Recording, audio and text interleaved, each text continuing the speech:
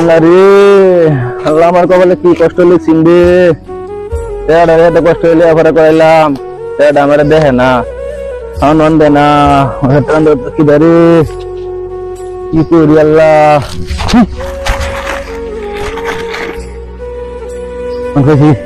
মানে ডিমের খান খাইছি রে।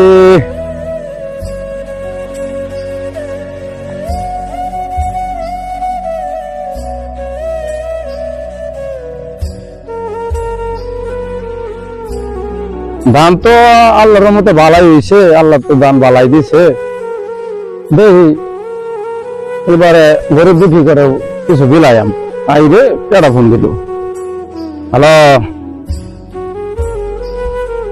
না আমি তো আমার একটু ক্ষেতের দিকে আইছি, ক্ষেতটা দেখবার আইলাম। বৃষ্টি বৃষ্টি হয়েছে, জ্বর তো বন হয়েছে, তো দেখি ক্ষেতটা কিরম হয়েছে। না পানি টানি বাড়ছে না আল্লাহর মত, কিন্তু দাম হয়েছে, ভালো দাম হয়েছে। হ্যাঁ আচ্ছা, আমি আইতেছি। বিল্ডিংটা করলাম, বিল্ডিংটা মিস্ত্রি আলার আমার লোকে সাবজেক্ট করলো না। আরে এটা কেডা? মাসুদের ভাত না? ও চাচা, চাচা তুমি কি করুন বেটা? বাবা মাসুদ নাকি? না মাসুদ না, আমি তো মাসুদের বন্ধু। ও বাবা, আমি কি করুন? কি করেন বাবা, আমার কপালে কষ্ট আছে। কি হয়েছে বাবা?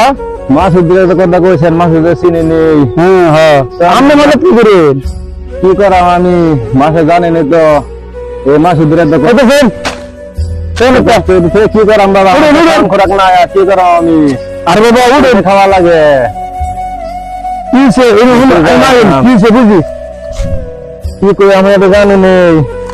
এই যে মাসুদরে এত টাকা খরচ করে লেখাপড়া করাইলাম, তখন সব বুদ্ধি যা আছেন সবকিছু বিক্রি করলাম, বিক্রি করে আমি লেখাপড়া করাইলাম। লাস্ট পর্যন্ত বাড়ি বেচা চাকরি দিলাম। বাবা বলে 10,000 টাকা আমার কোনো জিনিস খবর হয় না। আমার জায়গা সম্পত্তি কি করছেন? সব শেষ বাবা, সব শেষ। আমার আর কিছু নাই, আমার আর কিছু পাই না। আমার তো নিচ্ছে গা বাবা, সব নিচ্ছে গা। আমার অনেক খোঁজ খবর নেন। মাছ উঠতে যদি আমি পাই, এই বিচার করতেছি আপনার দরকার আছে, চুলমুল কাটান লাগবে, আপনার পেটে ফিট আছে, ঠিক আছে? আপনি আমার লোকাই, হ্যাঁ আমি সবকিছু বুঝতেছি, আর মাছ উঠতে আমি দেখতেছি, ঠিক আছে? মাছ উঠতে যদি পাইতাম আজকে ওটা কথা কইতাম। ও মাসুদ, ও বেটা মাসুদ,